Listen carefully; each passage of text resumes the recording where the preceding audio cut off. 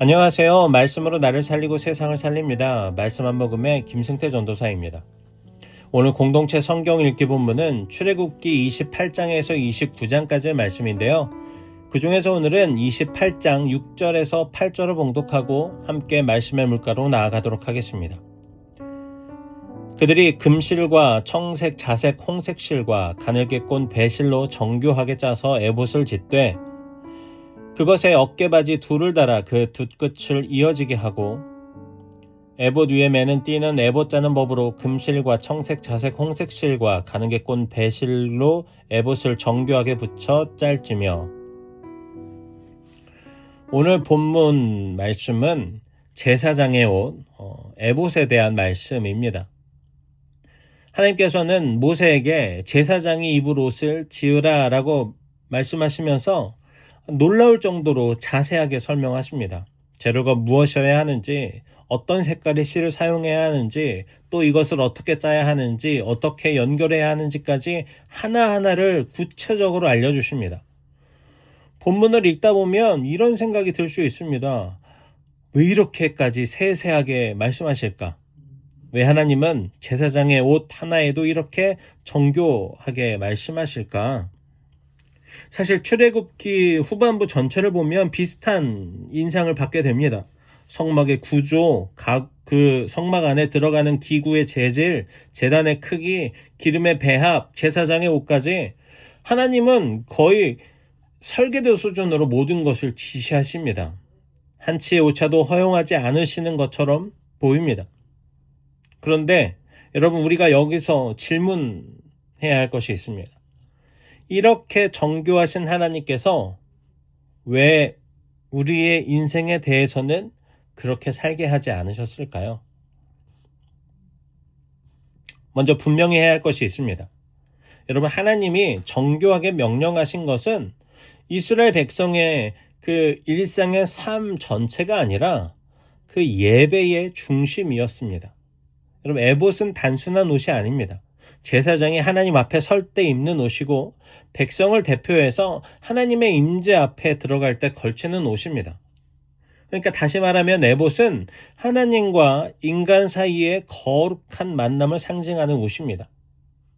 그래서 하나님은 이 만남을 결코 가볍게 다루지 않으셨습니다. 아무 옷이나 입고 나오지 못하게 하셨고 아무 방식으로나 하나님 앞에 서지 못하게 하셨습니다.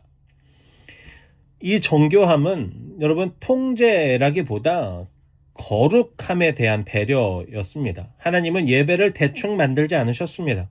하나님은 하나님을 만나는 자리가 얼마나 중요한지 잘 아셨기 때문입니다. 여기서 매우 중요한 사실이 드러나죠. 하나님은 성막과 제단 그리고 제사장의 옷에는 매우 정교하셨지만 이스라엘 백성들의 일상의 모든 순간을 하나하나 설계도처럼 통제하지는 않으셨다는 겁니다.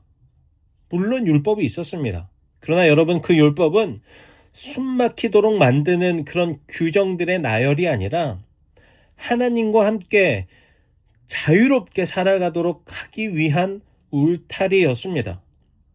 하나님은 이렇게 말씀하시지 않으셨습니다. 아침에 몇 시에 일어나서 이 시간에는 반드시 무엇을 하고, 이때는 어떤 생각을 하고, 이때는 어떤 행동을 하고, 어떤 감정을 가져야 하고.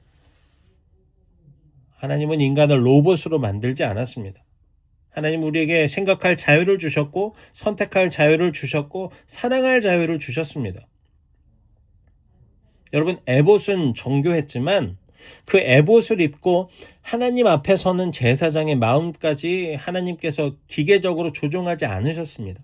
하나님은 사람의 마음을 억지로 움직이지 않으십니다. 하나님은 자유롭게 반응하는 마음을 기다리십니다. 그래서 여러분, 성경 전체를 보면 하나님은 늘 우리에게 선택의 여지를 남겨두십니다. 말씀 중에 이렇게 말씀하시죠. 생명과 사망을 내 앞에 두었은즉 너는 생명을 택하라.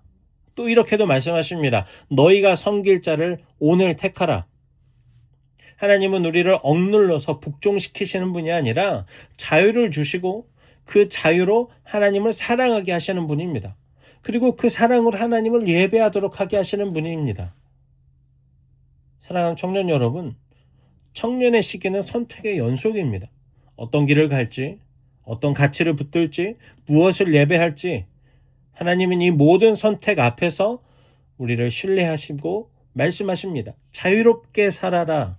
자유롭게 선택해라. 그러나 그 자유로 나를 예배하라. 율법은 이렇게 하지 않으면 안 된다라고 말합니다. 그러나 은혜는 여러분, 내가 너를 사랑하니 네가 이제 어떻게 살겠니? 라고 묻습니다. 하나님은 예배의 본질은 분명하게 정하시지만 그 예배를 드리는 우리의 삶은 은혜의 공간으로 남겨두셨습니다. 그래서 여러분, 신앙생활은 숨막히는 규칙의 연속들로 쌓여 있는 것이 아니라 하나님 앞에서 진정한 자유를 배우는 그 여정인 것입니다. 기도를 몇 분 해야 한다고 정해놓지 않으셨고 찬양을 몇 곡 불러야 한다고 강요하지 않으셨습니다. 대신에 하나님은 우리를 부르십니다.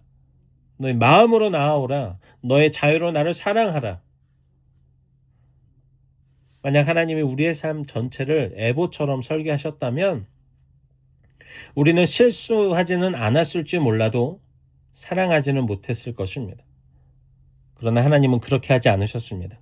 우리에게 자유를 주셨고 그 자유 안에서 넘어질 수 있는 위험도 허락하셨습니다. 왜냐하면 하나님은 강요된 순종보다는 자유로운 사랑을 더 귀히 여기시기 때문입니다. 여러분, 이것이 바로 은혜입니다. 우리를 믿어주신 것, 우리에게 자유를 주신 것, 그리고 그 자유로 다시 하나님께 나오게 하신 것, 바로 이것이 은혜인 것입니다. 사랑하는 청년 여러분, 하나님은 아주 매우 정교하신 분입니다. 그러나 동시에 우리를 얽매이지는 않으시는 분이십니다. 오늘 우리가 드리는 이 짧은 말씀, 그리고 예배, 그리고 삶의 예배는, 우리가 주일날 드리는 예배는 억지로 끌려오는 예배가 아니라 우리가 자유로 선택한 예배입니다. 그 자유로 하나님 앞에 서 있다는 사실, 그 자체가 이미 가장 큰 은혜인 것입니다. 이제 기도의 물가로 함께 나아갑시다. 사랑과 은혜가 풍성하신 하나님 아버지, 오늘도 하나님의 말씀을 허락하심에 감사합니다. 하나님, 우리를 억지로 묶지 않으시고 자유로 예배하게 하신 은혜에 감사합니다. 오늘도 그 자유를 남용하지 않고 사랑으로 주님 앞에 나아가게 해주십시오. 우리의 삶이 자유 속에서 드려지는 예배가 되게 해주십시오. 우리의 다음 세대와 청년들을 주님께 맡겨드립니다. 하나님을 경외함으로 말씀에 순종하게 하시고 하나님을 사랑하는 세대가 되게 해주십시오.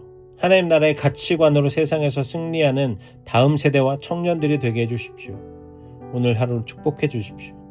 주님, 거친 오늘을 살아가는 우리 청년들에게 찾아가셔서 위로해 주시고 그들의 삶을 축복해 주십시오. 오늘 하루 만나는 모든 삶의 영역과 상황과 관계 안에서 하나님 보시기에 가장 필요한 것들로 채워주시고 지혜를 주시고 만남의 축복을 허락해 주십시오. 감사합니다. 사랑합니다. 예수님의 이름으로 기도합니다. 아멘.